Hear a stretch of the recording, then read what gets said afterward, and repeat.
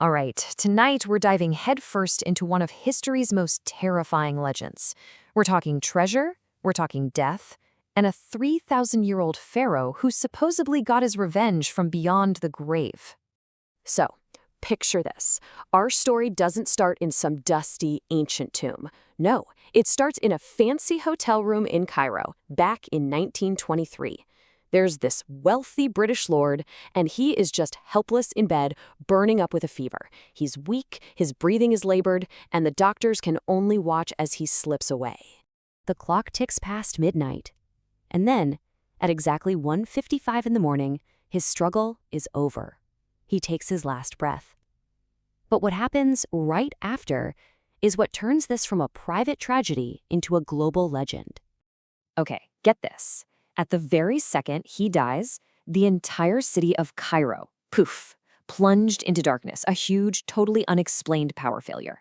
And if that's not weird enough, miles and miles away, back in England, his dog lets out this one final howl and then just drops dead. Coincidence? I don't think so. And the world didn't think so either, because this wasn't just any man. This was a man who had just disturbed the final resting place of a long-dead king.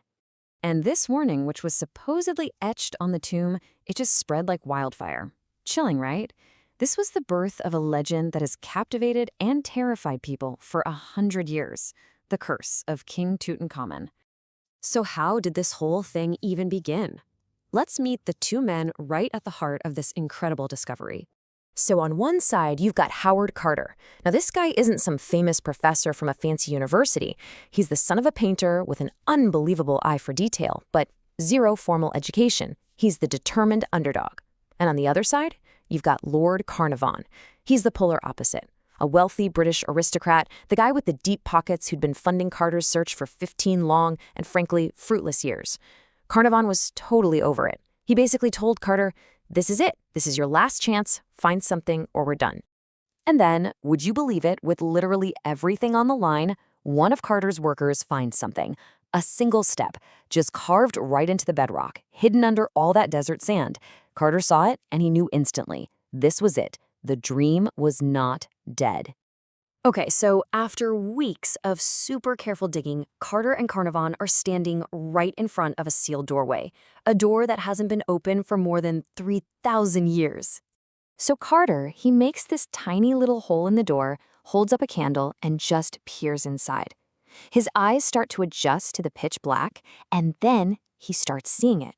Glittering shapes, gold everywhere, just emerging from the darkness. Carnarvon, you can imagine, is just anxiously waiting right behind him, and he asks that now legendary question, "Can you see anything?" And Carter's reply? It's echoed through history ever since. Yes, wonderful things. And boy, was he not exaggerating. I mean, the tomb was packed to the gills with over 5,000 priceless objects. We're talking golden shrines, a coffin made of solid gold, and of course that unbelievably dazzling death mask. But here's a weird detail. Among all the riches, there were more than 130 walking sticks.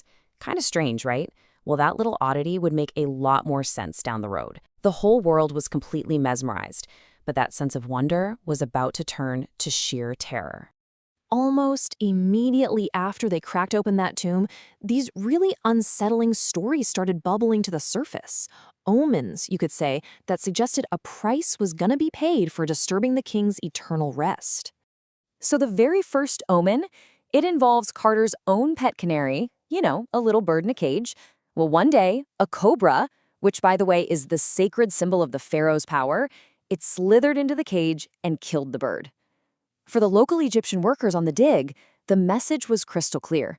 This was no accident. This was the first shot fired. The curse had officially begun. And then came the event that sealed the legend for good. Just a few months after the opening, Lord Carnarvon dies. The cause? An infected mosquito bite on his cheek. Seems random, but then others connected to the dig start dying. A financier, a radiologist who x-rayed the mummy, a few visitors.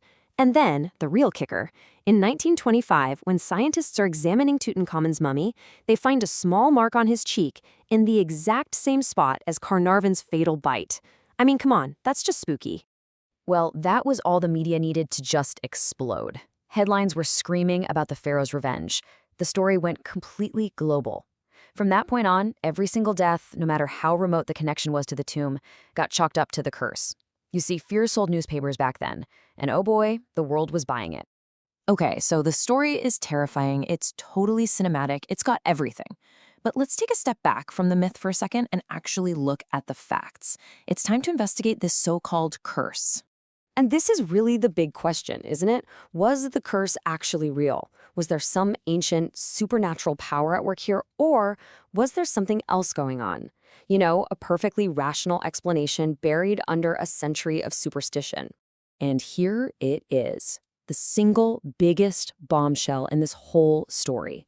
That infamous inscription, the death shall come on swift wings thing, there is absolutely zero solid evidence it was ever found anywhere on Tutankhamun's tomb. Not inside, not outside, nowhere. Most historians now are pretty convinced it was just invented, probably by some clever journalists trying to sell a more dramatic story. The very foundation of the curse was a myth. So, okay, if it wasn't a curse, then what was it? Well, scientists have some pretty solid theories. For one, ancient sealed tombs can be breeding grounds for nasty mold and bacteria. We're talking things that can make you really sick. Then you have to remember, this was a time before antibiotics. A simple insect bite, like the one Carnarvon got, could absolutely become fatal. And on top of all that, a lot of the so-called victims were already older or not in the best of health to begin with, which just made them more vulnerable. But the biggest, most damning piece of evidence against this curse is the one person it should have targeted first and foremost. The man who orchestrated the whole shebang.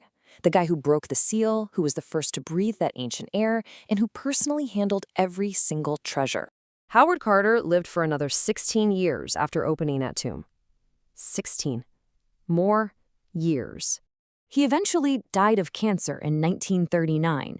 No mysterious fever, no supernatural force. And whenever anyone would ask him about the curse, he had this perfect, simple, myth-destroying answer: I am still alive. I mean, if the Pharaoh really wanted revenge, he somehow managed to miss his main target. So, if this story isn't really about a curse, what is it about? Well, to get that, we need to understand what the ancient Egyptians truly believed about death and the afterlife. See, for the ancient Egyptians, there was this concept called true death. It wasn't when your body died. No, a person only truly died when their name was spoken for the very last time. And for 3,000 years, nobody said the name Tutankhamun. He was basically erased from history. He was truly dead. So by opening that tomb, Howard Carter didn't curse him. In a way, he resurrected him. And today, think about it. King Tut is probably the most famous pharaoh in the world. Millions upon millions of people know his name. So I guess the final question is for you. What do you believe? Was it a supernatural curse? A string of tragic coincidences blown way out of proportion by the media? Or is the real story here about a forgotten king who finally achieved true immortality just by having his name spoken forever?